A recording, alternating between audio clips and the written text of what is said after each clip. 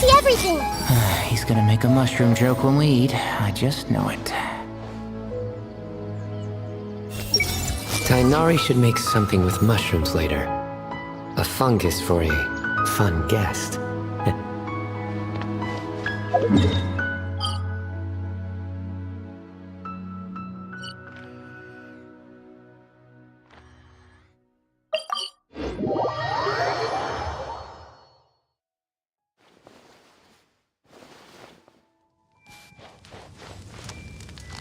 Hey, what else needs doing?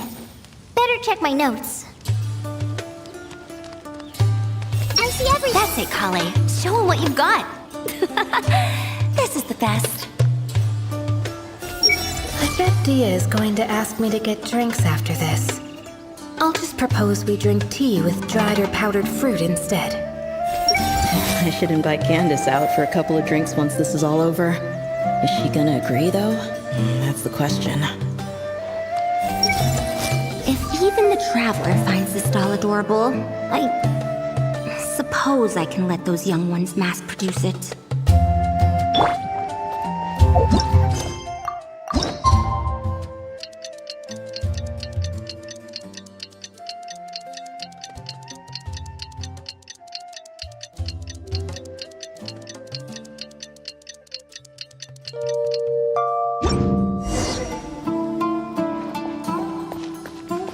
The desert is ever unchanging. I hope it isn't too harsh on the young ones.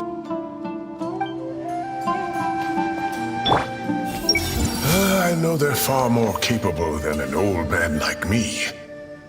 But I worry all the same.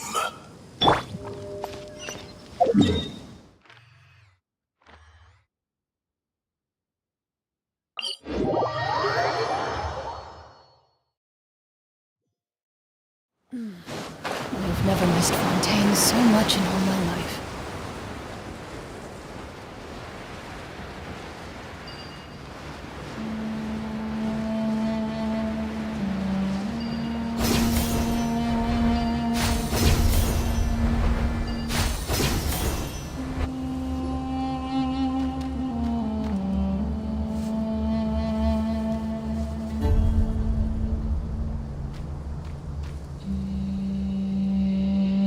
Looking at the map, we should be getting close.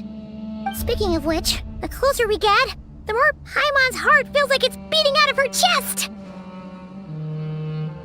Excitement! Yeah, sure, that's it. Oh look, it's Tainari and the others. Everyone's here bright and early. Yeah, the desert's a pretty harsh environment. Better to travel at night and beat the heat. Hey everyone! We're here! Ah, right on time. You don't need to worry about me. It's not too hot yet, and I'm properly hydrated. All right, we're just waiting on the two people Miss Layla mentioned, and then we'll be set. He's staying behind. If we don't make it back after a certain time, he'll be in charge of rescue operations. You can count on me. Nice! You thought of everything! Oh, and Cyrus said he'll be in Aru Village, so he's also available if we need help. Haha! Amazing! Having people to watch our back is making Paimon a lot less nervous. Yeah, I did. After hearing about what happened, my advisor gave me some time off to rest. So, my studies are on hold for now. Then, does your advisor know you're back in the desert to investigate? Yes, but I was only allowed to come after I mentioned that General Mahamatra would be there too. Haha! Quite the reputation you've got there, Sino. Something wrong? You haven't said a word this whole time. Are you in a bad mood or something? No. Being skilled with words also means being a good listener. I'm just reflecting on what you're saying. Oh, Hatham! Kaveh! Ha! Over here! Darn it. I was just setting up a brilliant... Yeah. I'm sure you'll find another chance. The important thing is, our scribe and our renowned architect are here at last. High praise. But wait, why am I renowned and not him? He's just as famous as Sino, Dia, or Nilu. That just means your level of fame is even greater. How could a lowly scribe hold a candle to you? Lowly scribe? Please. All those strings you pulled to get those new books from the House of Dana? What do you call that? Borrowing. Anyone with an employee ID can do it. Uh-huh, yeah. The House of Dana bends over backwards for just anyone, does it? Send a report to Lesser Lord Kusanali then. Let her know someone at the Academia is abusing their position. Hey! I never said abusing! Impressive verbal sparring, as always.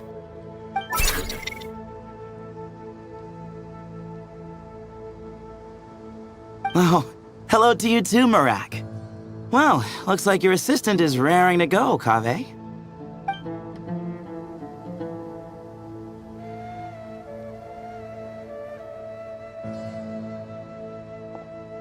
So, I say we get this show on the road. No sense delaying the inevitable. No need. We're in this together, remember? Sure. This is the entrance, yeah? Yes. Perfect. Then, if we're all set, let's get moving.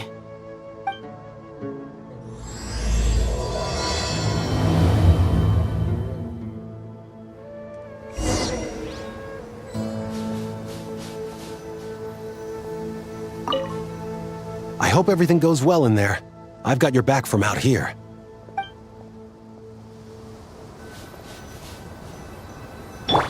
Hey! Guess this is where we waltz right in. No need to knock. Knock. As you lay knock.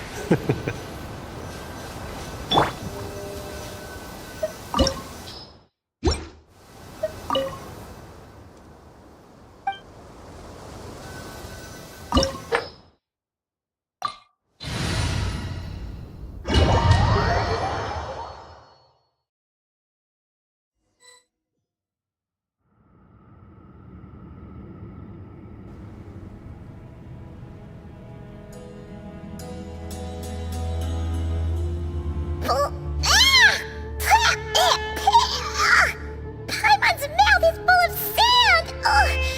So that's what falling into quicksand feels like? If this was quicksand, we would have struggled to breathe. No.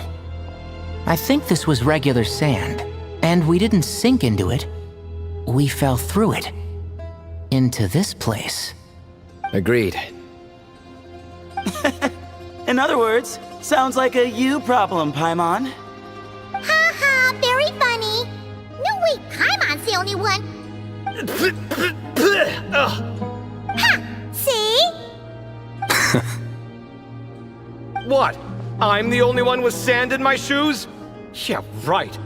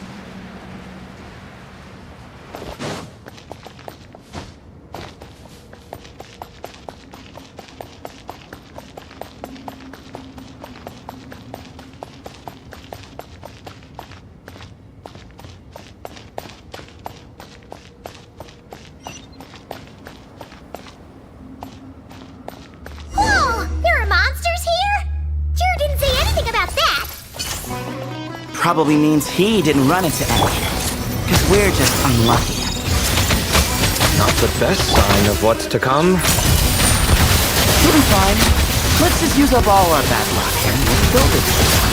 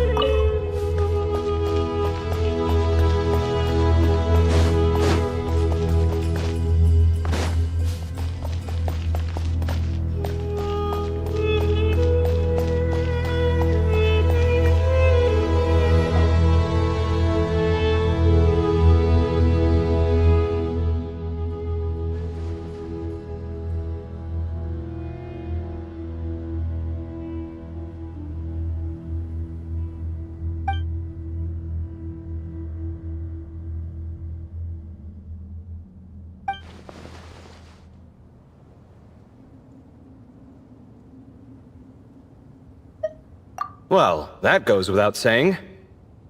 Fair point. There's just one problem, though. The only way forward is through that door. Oh! Is it time to hunt for a key? Paimon loves this part!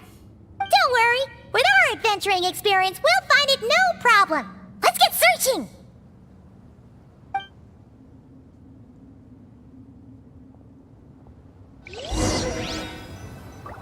Marak, wait!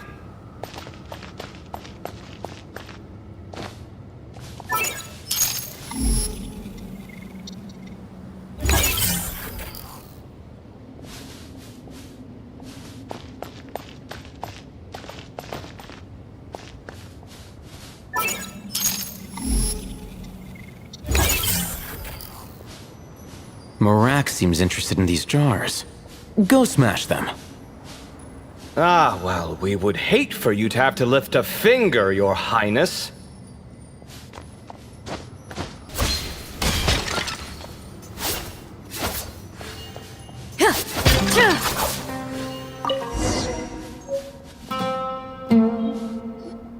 Marak, this isn't really your old home, is it?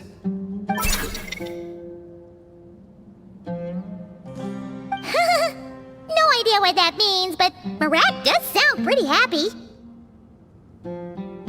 So, mechanical life forms do have the capacity to miss home. A novel discovery.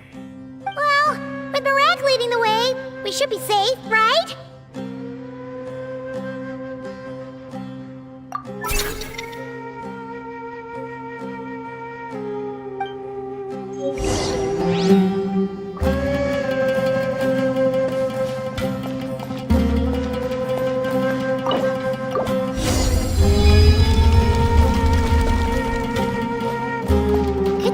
To join Kaveh. Otherwise, our investigation would have ended at that door. It was nothing that I did. You should thank Marak instead.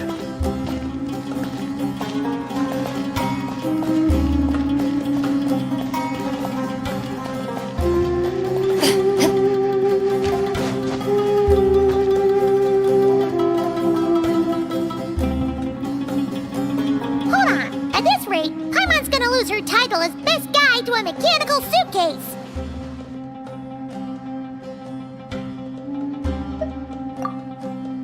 Aw, thanks. Hey, wait.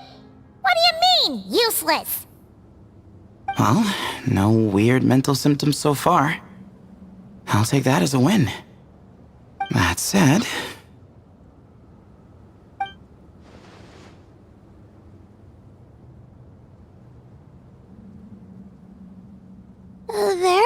3 doors here. So, we split up. Divide and conquer. Otherwise, this whole thing is in ruins. No pun intended on that last part. I swear. Yeah, that might be our best option. Good idea. And the minute things go south, we go back the way we came. Ooh, this is getting exciting! So, who's teaming up with who? Paimon calls dibs on the Traveler!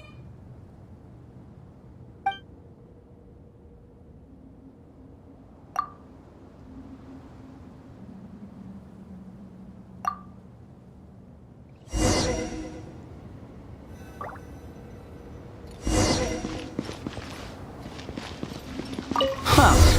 This takes me back. Last time we were in the desert together, the 2 of you came all the way out here to gang up on me. Oh?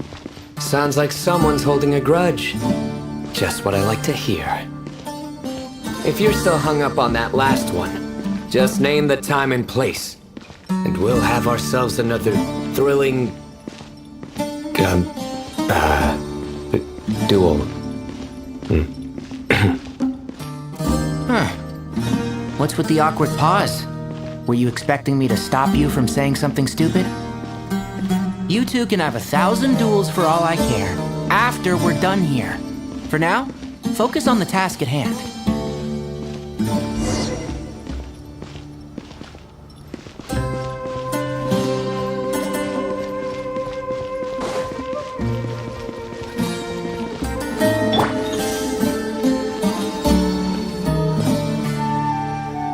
This chamber is huge. I can't even imagine what it's used for.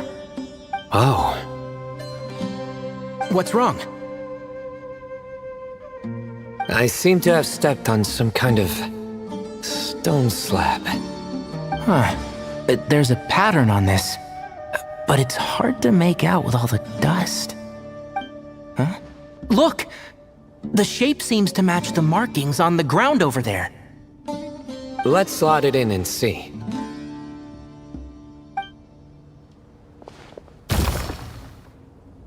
And we have a match. Looks like we need to find the other 3 broken slabs. Let's search the area, but be careful where you step.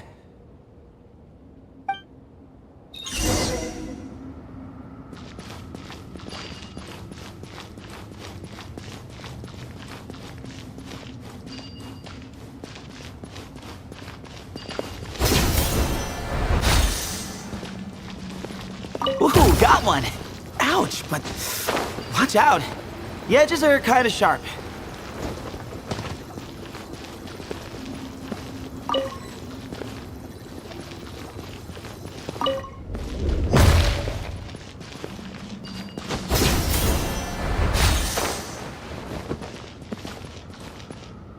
Got the 3rd piece!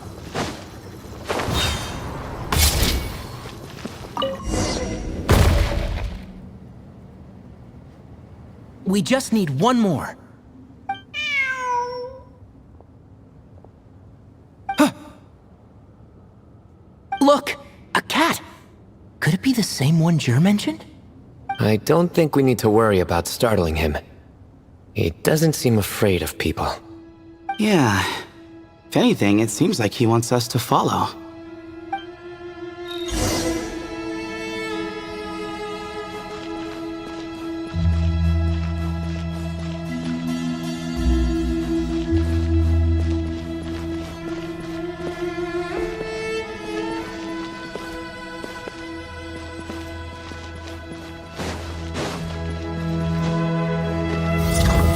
One with the force. Move or be moved! Give me some space!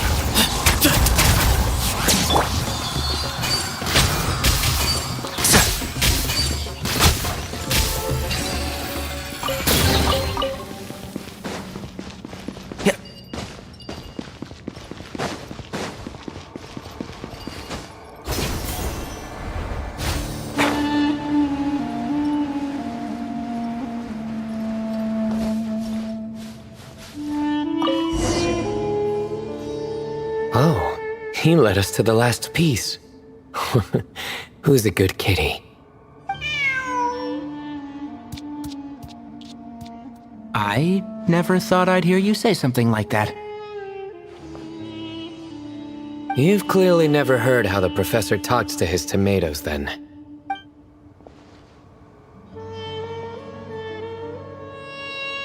Alright, well, that's that. Now, we need to figure out how to get rid of all this dust. Behold, the great Vayu Viastra. Be honest. You've been waiting to say that for how long now? Just activate the mechanism.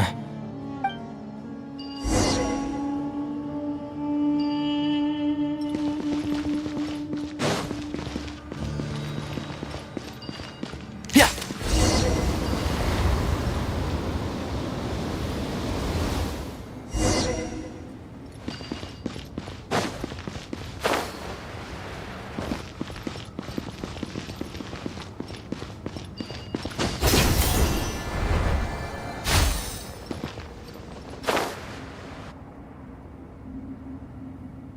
Huh.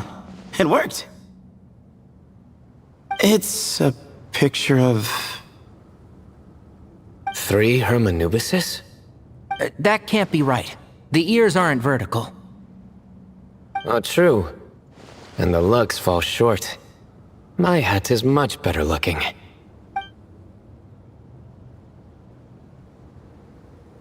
A goat, an ibis, and a crocodile. Oh, wow. Our botanist knows more than just plants. Riveting observation. I was just thinking. These 3 figures look a lot like the 7 pillars of King Deshret. That's right. These are our colleagues. Our what now? You sure about that? Just kidding. But what I meant by that is, these were Hermanubis' colleagues back then. The middle one is the Goat King Hereshef, Minister of Ministers, the god Amun's most trusted chancellor. Records say he was the deputy king of the Desert Sands, chief among the 7 pillars. Someone even more impressive than Hermanubis? I wonder if that ever got his goat. Sorry, couldn't resist.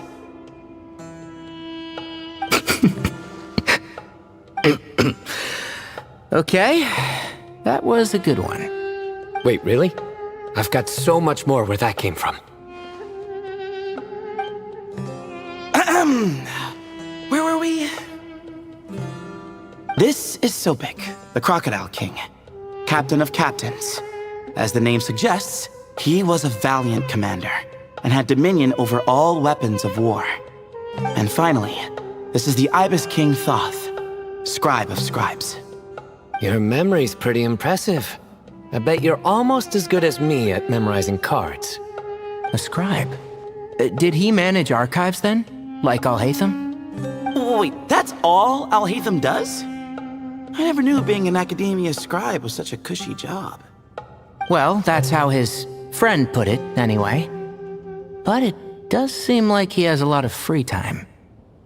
Well, I don't know much about the academia, but I'm sure the Ibis King had more responsibilities than that. The temple's records say he represented the wisest aspects of King Deshret, inventing the desert script and arcane arts at his king's command. He must have been quite the impressive man, then. Or creature, depending on how you look at it. Still, why are these 3 the only ones represented here? What about the other pillars of King Deshret?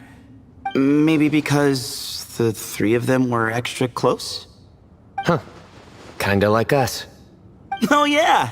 Maybe we should have someone inscribe us on a commemorative stone slab too. Or, we could just take a picture. It would serve the same purpose. Anyway, no more distractions. Huh. Doesn't it look like there's writing carved into the corner? Huh. There is. And it's in the ancient desert script too. Looks like the Ibis King left you some homework. Give me a sec. I'll try and translate it. The ministers are unvirtuous. The scribes unwise. The captain's unworthy. My end is not humanity's end. Hereby bestow upon you all a far side of eternity. Wait, so they went to Aru? It doesn't sound like it was their idea. The far side of eternity is said to be the final land of dreams for all desert dwellers. But if such a place did exist, wouldn't it also be an inescapable prison? Yes, and based on the writing here, it's clear King Deshret wasn't pleased with these three. This gift he bestowed upon them seems more like a punishment. Such is the power of a king, I suppose.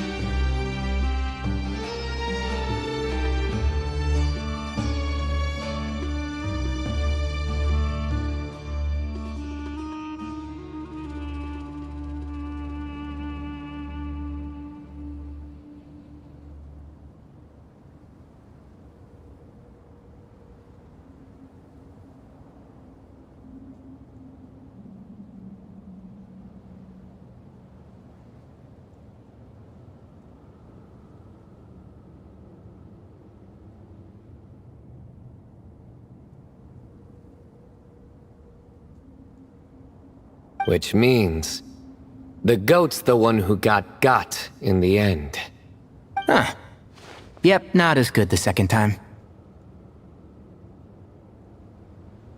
What? Impossible. Well, looks like that's all we can learn here. Should we keep going? Yes, no time to waste.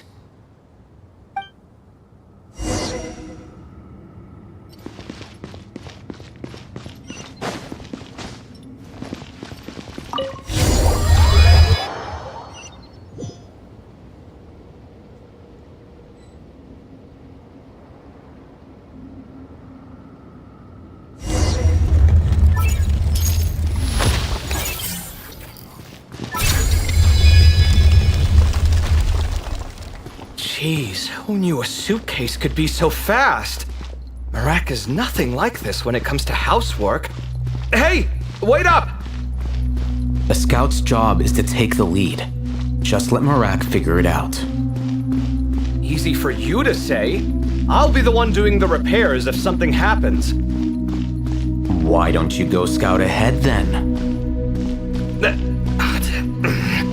When I think of a comeback, I'll let you know. Oh, Marak stopped. What is it? Found something? Looks like something covered in sand. Let's get it out then. Come on. Oh, it's a stone slab. Good job, Marak.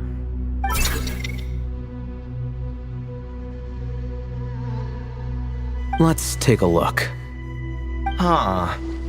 Looks like this part of the picture goes over there?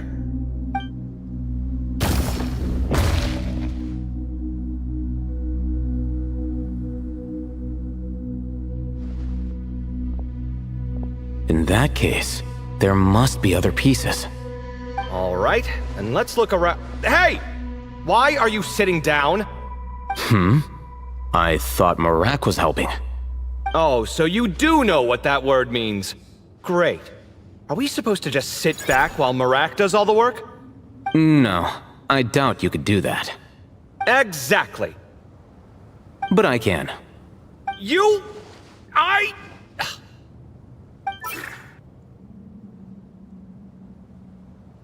See? It's all coming back to me. How insufferable it is to work with this no-good, do-nothing... We could be more efficient, I agree. I'll work on this piece. You take care of the rest.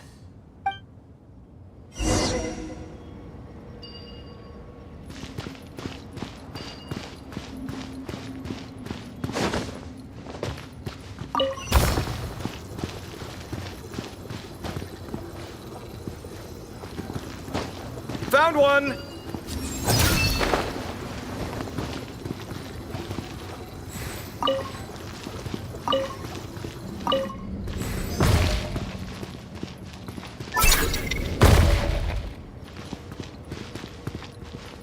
Good teamwork! Looks like we found them all. The pieces fit together like a glove. But we can't see what's on them. Turn around. Huh? Look. Oh, I've seen this before. It can create strong winds. Just what we need to clean off the slab. Come on, let's... Hey! Don't worry about me. If I sit here, I won't be in the way. Oh, you don't want to be in the way? Then sit right in front, so the device can blow you straight back to Sumeru City.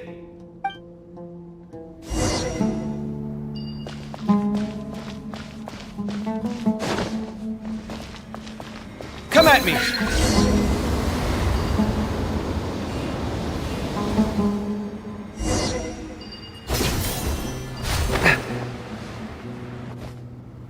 Done. Huh. That's one big cat. And there's a shattered crown. I think it's depicting some kind of story. Look, there's writing too. The Ibis King answered the young noble, granting him the wisdom he sought. But the fragile crown was shattered by lies in the end. Here I leave the name, Gudars. Gudars? I've seen that name in a history book before. He was a young noble who sought to save his realm, and a king who once united the desert. That's right. Although his methods were rather shameful. During his long reign, he betrayed his family and the nobles who supported him, only realizing the error of his ways after his enemies left him nowhere to turn. But by then, it was too late. Seems like a common occurrence across history. Different people, same mistakes. It's an inevitable pattern, destined to repeat itself.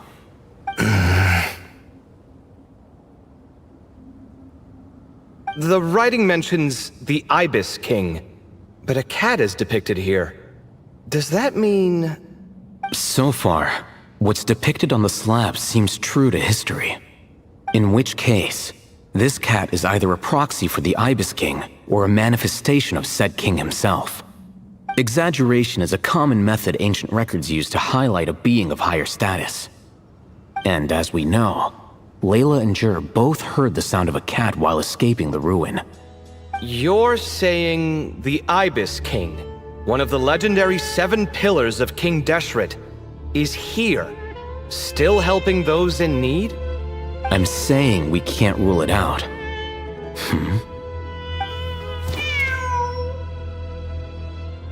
Wait, there it is! The cat!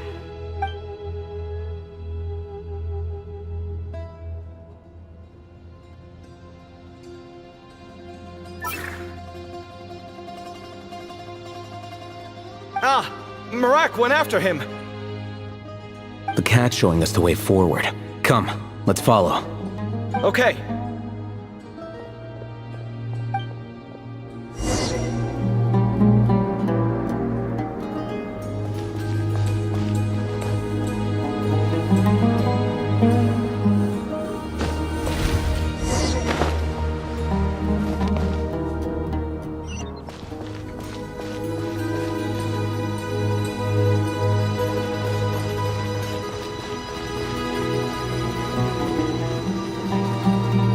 Huh. The cat's... gone. Yes, but look where he led us. Oh. Another slab. It looks similar to the last one.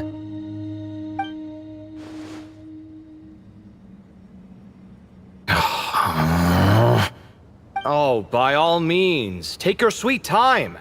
Wouldn't want you to overexert yourself.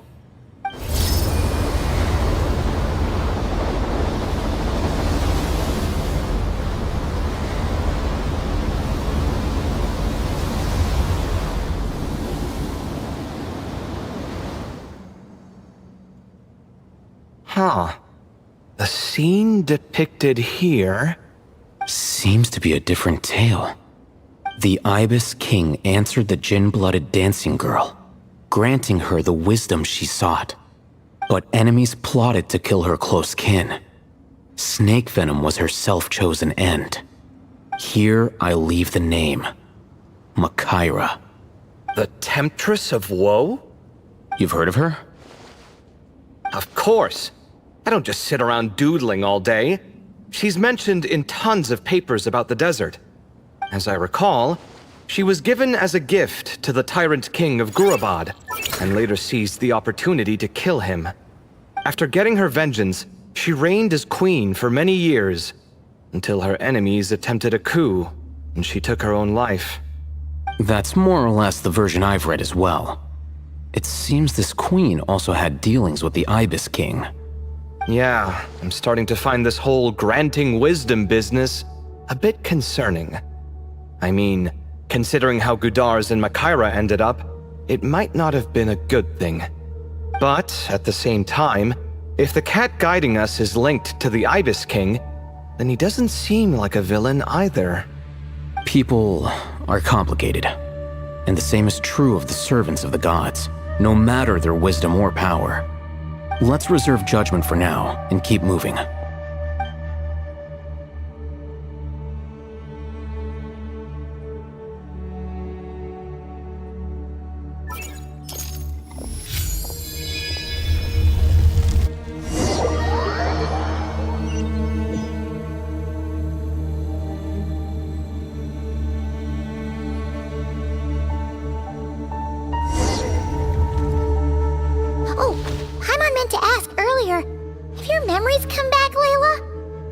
No, sorry. To be honest, nothing about this experience feels familiar. Besides, my focus is the stars, so I don't spend a lot of time exploring ancient ruins. Guess that makes us the senior researchers in this scenario. Stick close, alright, Layla? Okay.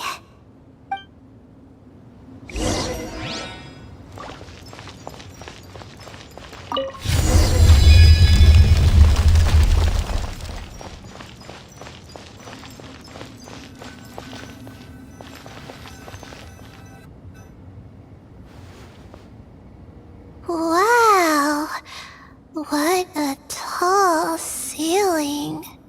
Yeah, but for such a big place, it's so empty. Like no one ever lived here. Sure must have been boring to live in ancient times, staring at ceilings all day. Now that you mention it, I've heard some people used to draw star maps on their vaulted ceilings.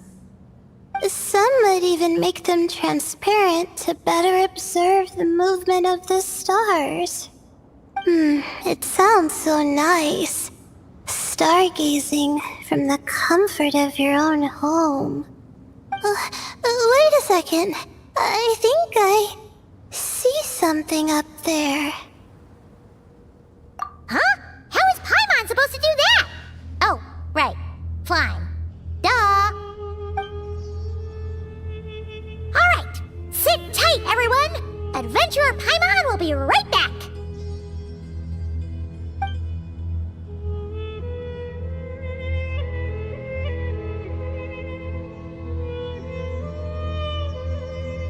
Okay, so, there's nothing super special up there. Just a couple of shelves, tables, jars, and scrolls. And a whole bunch of dust, dirt, and sand. You really want to search through all that stuff? Well, when you put it that way... Come on then, let's see what we've got. Paimon's hoping for something super valuable. Thanks. I'll stick close.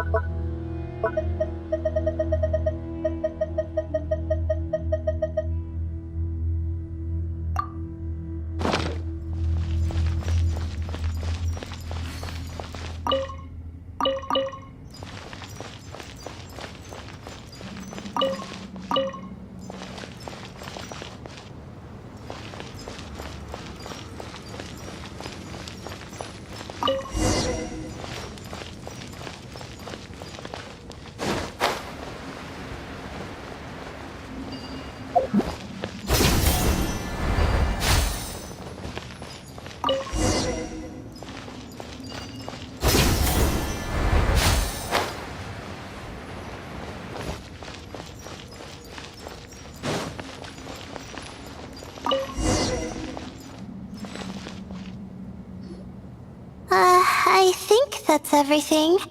Most of the documents are in the ancient desert script, except these ones. These seem old as well, but the handwriting makes them stand out. Right!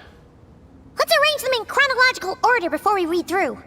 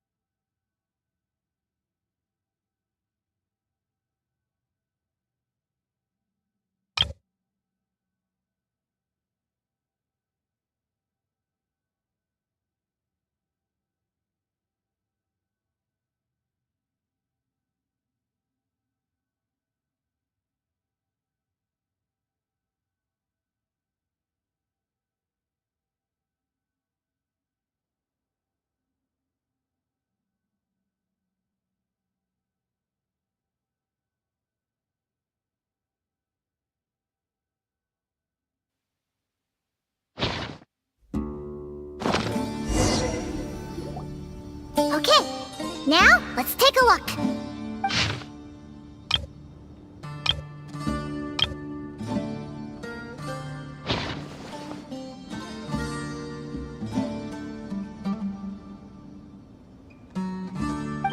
Maybe this person fell in by accident, like Mr. Jur and me. Yeah, maybe.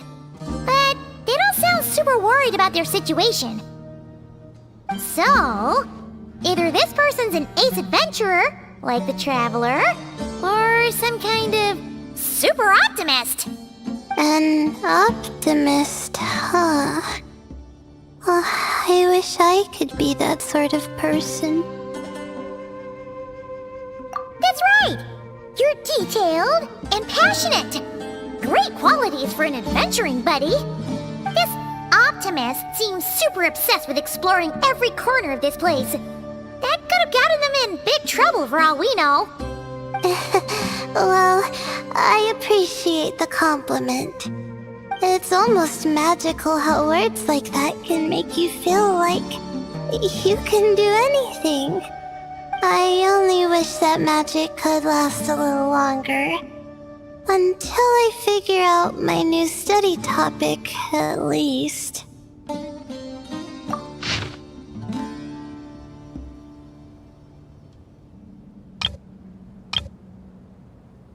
Oh, looks like you were spot on, Paimon. See? Told ya! That's what happens when you don't think things through. And all this talk about seniors and juniors, he was a student just like you, Layla! Whew, he sure talks a big talk for a student, though. You'd think he was some kind of old scholar instead. Huh. What is it? Did Paimon say something wrong? No, not at all.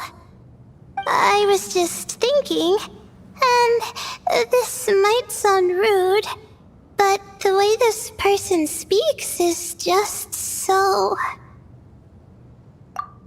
you noticed too. I mean, it's good that he helped treat his companion's wound, but it didn't seem like it was out of kindness. More like he was looking out for his own self-interest, or thought he could get something out of it. I don't know. Maybe I'm reading too much into it. Yeah. If you're both in this dangerous situation together, wouldn't you mention them at least once? If it were Paimon, she would write down the name of every single person she was with. No one would be able to get away. Actually, I find Paimon's approach quite sensible. It makes sense from a safety perspective, too. That way, if anyone came to the rescue, the notes would be able to tell them everything they needed to know. Whoa! That's genius-level thinking! Well, I learned that from Madame Farzan, actually. I'm not speaking from personal experience or anything. Oh, no! I'm just a student. It's fine! You taught us something, so you're our teacher. Simple as that. Anyway, from the looks of things, the student who left these notes behind was pretty weird. Let's keep reading.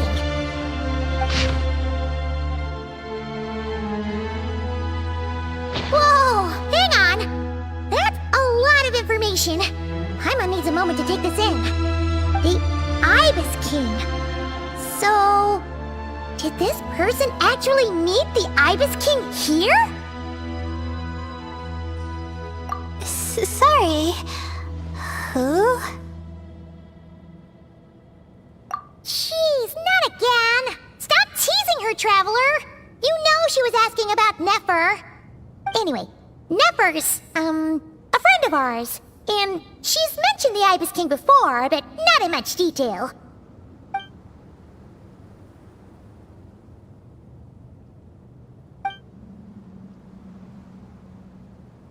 Oh, I see. Well, that's not too surprising. Most people in Sumeru know about King Deshret, and most in the academia have at least some knowledge on the 7 pillars.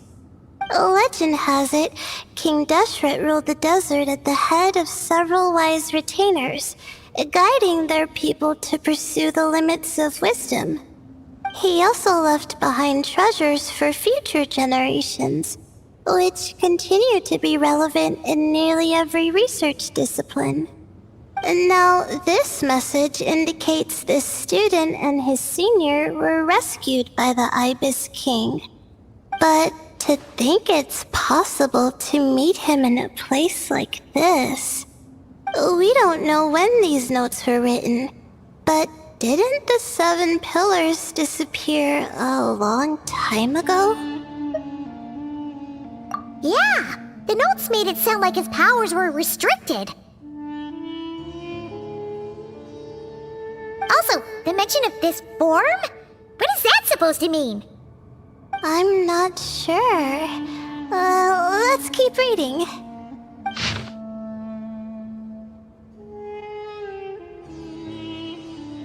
Oh, this is the last page. There's even a signature at the end. Well, sounds like they made it out. Guess it was a happy ending after all. Wait. But it says, the Ibis King cannot be trusted. Huh. Our friend said something similar. That the Ibis King was a liar. And the notes did make it seem like something wasn't quite right with him. Maybe he wasn't one of the 7 pillars at all, but some kind of con artist. Huh? What's that supposed to mean? I think Paimon raises a good point. Let's keep our guard up just in case. Alright, I think that's all the clues around here. How about we... Oh, it's Marak! That means Kaveh and the others should be around here, right? Hello? Anyone up there? Can you hear us? Yeah, we can! You know, sound travels just fine in an empty chamber like this. You don't have to shout. Of course, if you're shouting to express your excitement at being reunited, by all means, pretend I never said anything. Yelling like this is kinda exhausting. Come on, let's head back down.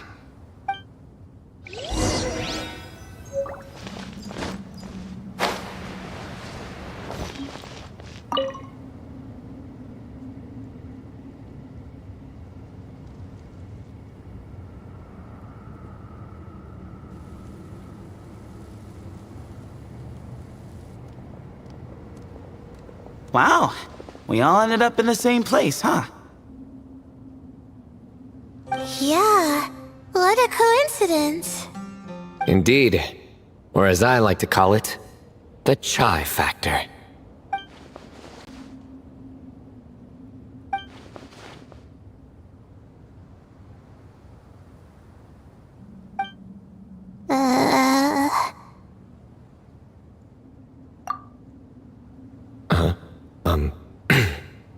No reply? Just say it. Alright. Because it's spice to sweet brew again. Oh, hey, that's a new version. Oh, wait, what? You've never heard that one?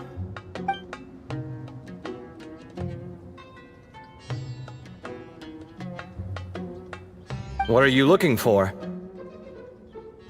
A place to sit and read my book. Oh, great. What else is new? Well, looks like everyone made it through unscathed.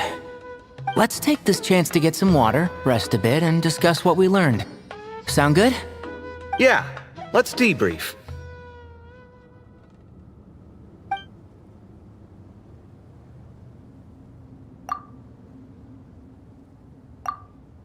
Okay, so we all learned a lot, but it feels like we ended up with even more questions. Yeah, but one thing's for sure. This place is tied to the Ibis King in some way. Hey, Sino. You're the current representative of Hermanubis. Can you call him up for a sec? Of course. Just let me sense his presence.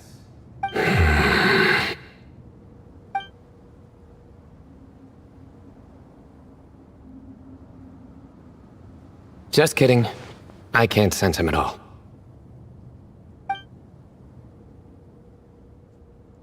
Jeez, Sethos. Did you set him up for that one? What are you, a two-man act? Sorry, Hermanubis isn't like the Ibis King. He can possess me, but I can't talk to him whenever I want. Oh, truly? Does that mean he's gone? I would have liked to reminisce about old times with him. The cat! It speaks! Of course it speaks. In fact, it is not an it at all. You do me a great offense. My apologies. Esteemed cats, sir?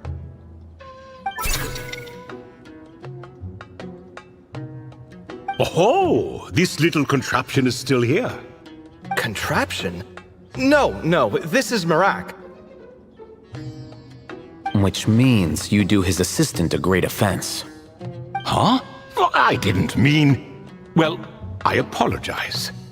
I wasn't referring to this Marak, but rather the thing that operates it. King Deshret was quite partial to it. I have forgotten what it was called. It must have had an official name, albeit in the old tongue. Even if I did remember, I would need to translate it into modern language.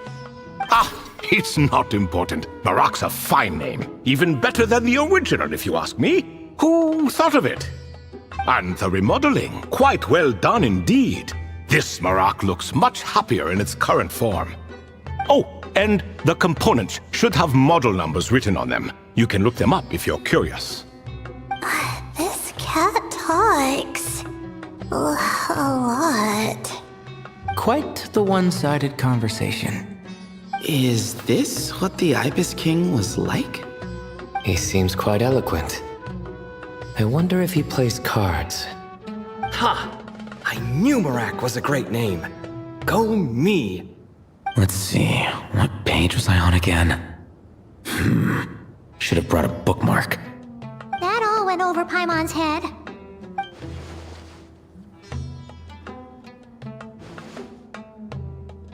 Hello indeed. For you to know my name. Yes, I was not mistaken. You are special among your companions. But you are all guests. It is only proper to invite you in. Come then, this way.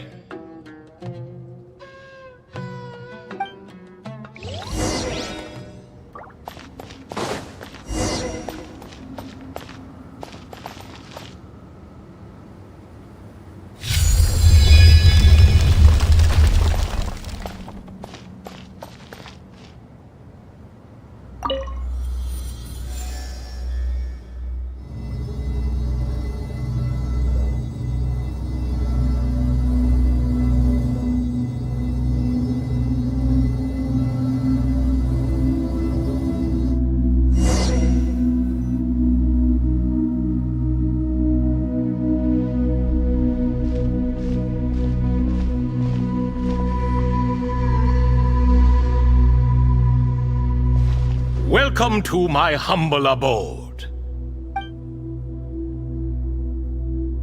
Oh, your house sure is spacious, Lord Ibis King. I fear it's not quite what it used to be. In fact, it has long ceased to be my home at all. It belongs to the descendants of the cats I once raised. Such adorable creatures, aren't they?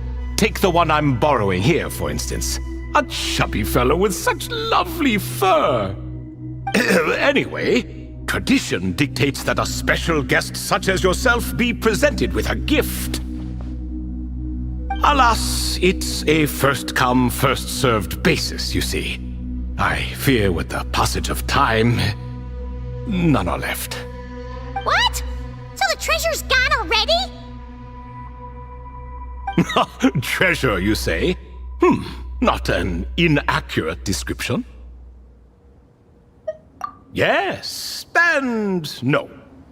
I have the power to grant gifts inaccessible to the masses. The only requirement is answering a question. Not a bad deal, yes? Of course, my questions were given unto me by King Deshret, who in turn received them from the Mistress of Flowers. There are 3 and no more. What causes our rise and fall? What obliterates love and hate? What determines truth and falsehood? The more he talks, the less Paimon understands. I see. That must mean Gudars and Makaira managed to answer 2 of the 3. Another who understands. Oh, so that's the event those 2 slabs are depicting. Priests and their records. A singular obsession, and quite boring, too. After being imprisoned within Aru, I could, on occasion, take the form of a cat to converse with those around me.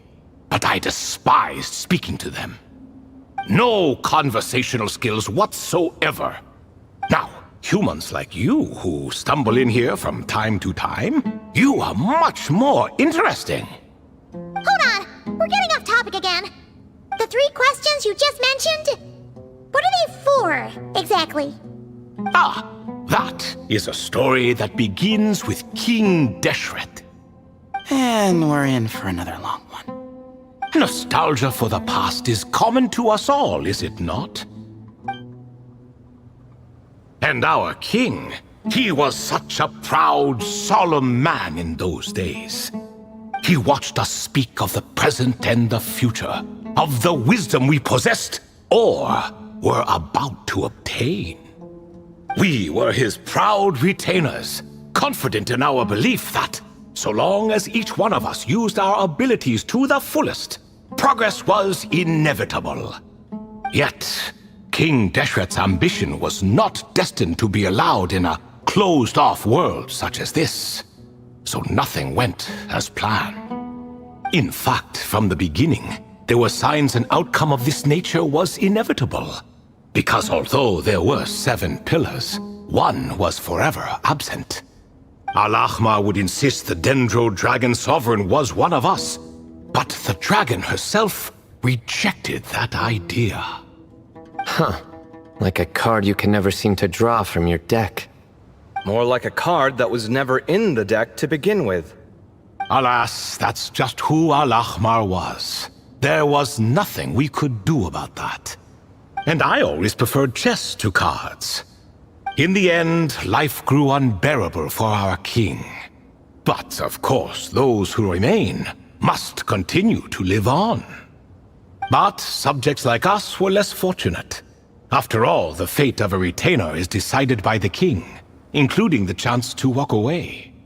So it was then that King Deshret had Kroko, Goti, and I locked up within Aru, where we remain to this day. Kroko. Goti? Ah, of course. You're more familiar with their full names. Sobek, the Crocodile King, and Hereshef, the Goat King. And let me tell you, when it comes to chess, Hereshef was a habitual backseat strategist, always spewing nonsense from the sidelines. Well, Sobek was all too quick to take his terrible advice, to the point where I was the one who got accused of cheating.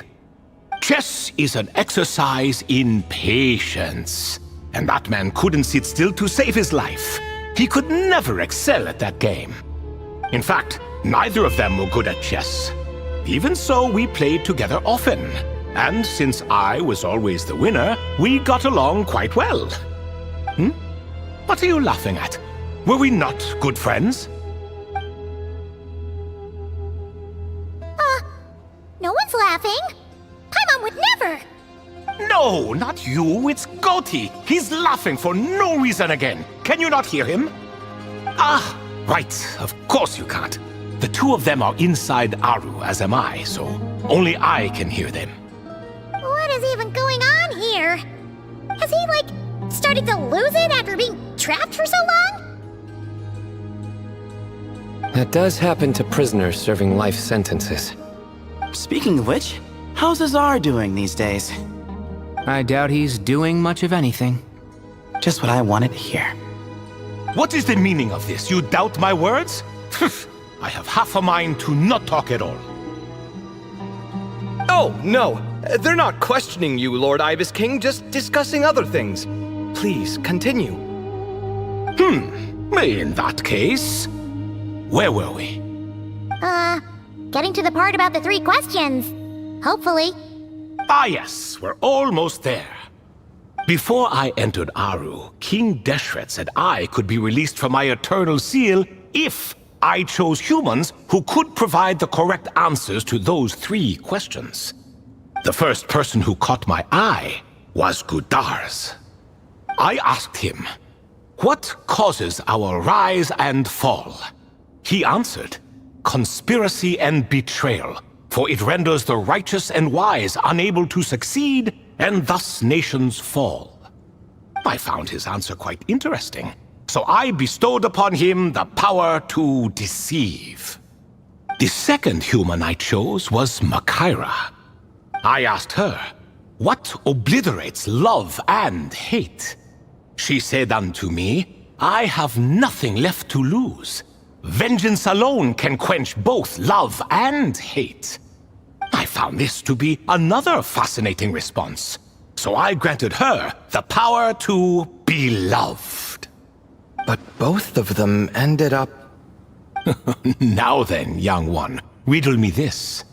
Did their answers point to this fate, or was it the power I bestowed upon them that determined their end? I'm just an observer who doesn't understand their circumstances, so I can't answer. A clever reply. I do not wish to comment either. It is all in the past at this point.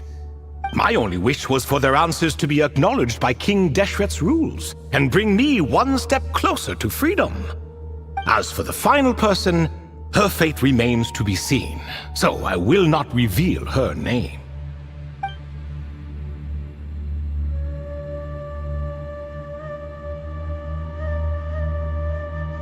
I asked her, what determines truth and falsehood? And found her answer quite compelling, so I bestowed upon her a gift to match. As you can see, however, I have not been freed, so it's clear the answer she gave at that time was wrong. But alas, 3 people were chosen and 3 questions were asked, so now all I can do is wait. Wait until her wisdom is in line with the rules set forth by my king. Until she has found the true answer to that question. No wonder there was no third stone slab then. Or perhaps you're just not ready to include her in the story. Though that might be a generous interpretation. Well, it's not merely because her story remains unfinished. As the remaining priests of this place left or passed on, there were none left to record the events that followed. Besides, stone slabs are few and far between in the Great Red Sands. In the sprawling desert, very few things or people even manage to leave a trace. But sometimes I can't help but wonder, if that young man from several centuries ago had been willing to answer my question, would I have left Aru by now? Wait, so there was someone else? Of course, it has been thousands of years after all. All sorts of people have stumbled upon this place, but I only chose the special ones. That young man had such a singular intelligence, though his companion, by contrast, was rather average. The author of those notes we found? The student named Zandik? Ah, yes, I think that was his name. In truth, I was unsure whether I should grant him my third remaining gift. He was, of course, exceedingly clever, but he was also mistrustful and narcissistic in equal measure, and there did not seem to be a line he was unwilling to cross. Too much power could be dangerous in the hands of someone like him, so I found myself rather relieved when he declined my gift. Oh, he turned you down? Did he give a reason? Yes. He said he didn't need it. I still remember the look in his eyes. Nothing stood out per se, and still I could sense contempt and disdain radiating from his gaze. I could not give an exact reason, but on instinct I just knew it would not end well to get close to a man like that. So, I tricked him. Stick close to your companion, I said. Only the descendants of Tulatula can come and go as they please. Leave him behind, and there is no escape for you. So, does that mean his companion wasn't a descendant of Tulatula? Oh no, that part was true. The lie was in the other half. Anyone can enter or exit this place. There are no restrictions. I saw that his companion was exhausted and was concerned Zandik might leave him behind, or worse, that some other accident might befall him. So I made up an excuse to prevent Sandik from going a step too far. Oh, and speaking of, Sandik's companion had the same blue hair and pointed ears as you.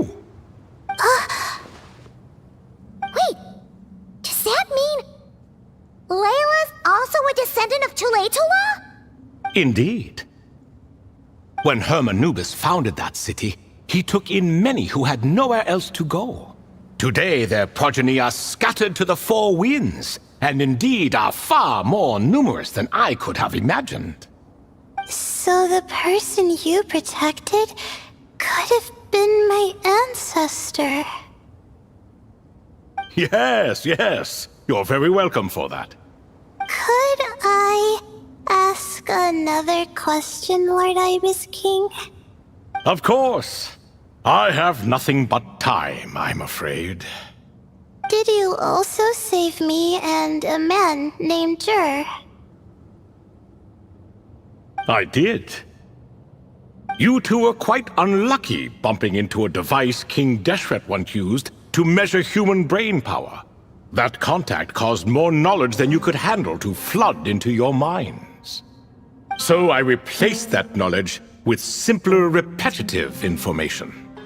Of course, the side effect being the same thought repeating over and over again in your mind, but that should resolve itself in time. How many moons are there in the sky? Yes, that was the phrase I used in your head. I forgot the other one, though. I believe it had something to do with food. Both were spur-of-the-moment decisions, so no need to dwell on the meaning too much. Oh, I see. Thank you, Lord Ibis King. As I said, young one, you are most welcome. If you're inclined to return the favor, perhaps you could turn off that device so no one else can trigger it? There's only so much a cat's paw can do, so I'm afraid this is something I must leave to you. Or Marak, I suppose. Oh, splendid! Another one bites the dust. Such is the fate of things here. Day by day, little by little, the remnants of ages past fade into obscurity. For that reason, the gifts of bygone eras, be they tied to your blood or technological in nature, are not to be revered. They are tools, nothing more. Disrespectful? I simply make the most of what I have. Besides, our king has been gone all these years. What good does it do to revere him now? Oh, are you talking to the Goat King again? No, Croco this time. He's pestering me for another game of chess. Says he wants to even the score. Wishful thinking, if you ask me. If we counted one push-up for every loss, he'd owe me 300,000 by now. Of course, that's just a rough estimate. I've never kept count. It appears that's something you like. Being someone unable to be defeated. I suppose so. All right then. Time for me to extend my winning streak, and for you all to head home.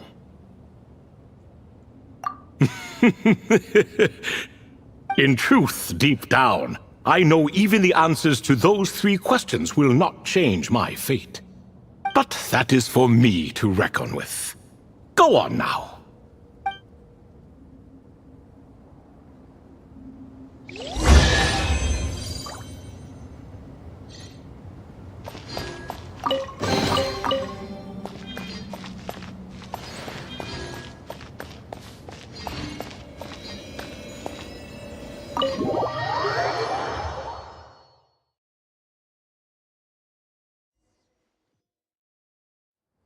Excuse me? Do you even know what time it is? I've harvested 3 crops of tomatoes while you've been gone. You're exaggerating, Professor. I'm making a point. There's a difference. Sincerest apologies for keeping you waiting, Professor Cyrus. See, that's what I call manners. Now, are any of you hurt? Nope. It went way smoother than we expected, actually. I presume the investigation is complete then. Come, tell me all about it. Oh my, did you luck out? If you've read the work from the Vahumana Dashan, you would know that the Ibis King has, well, let's call it a mixed record. Perhaps he softened up a bit in his old age, and that's why he chose to help you. Or perhaps he just didn't have a good enough reason not to help us. See? Marak agrees. How do you even know that's what Marak meant? That could have just been a happy noise. In any case, there's a lot to be happy about.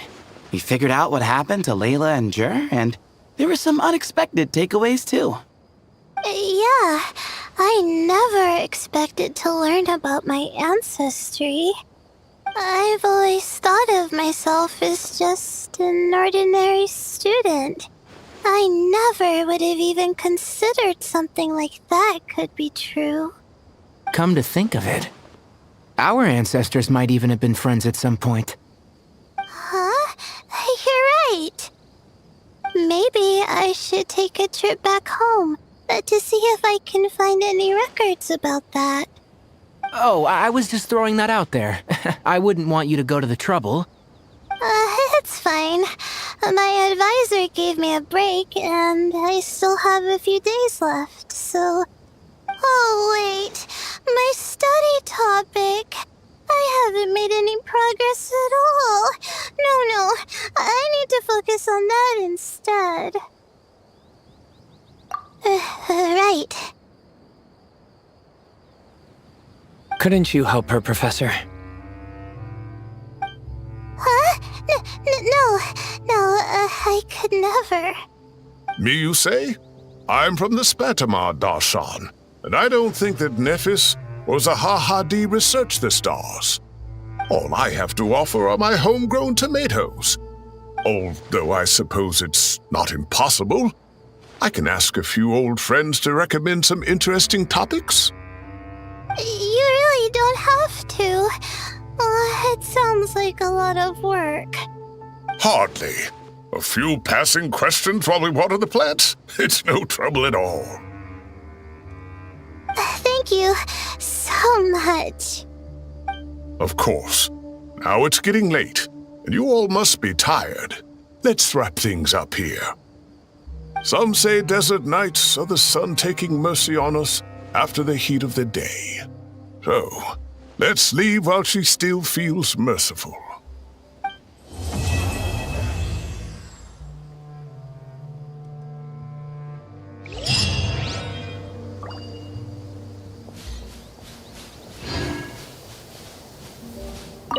You made it back safe and sound. Glad to see it. Hey! I'll have to ask Sethos all about it later.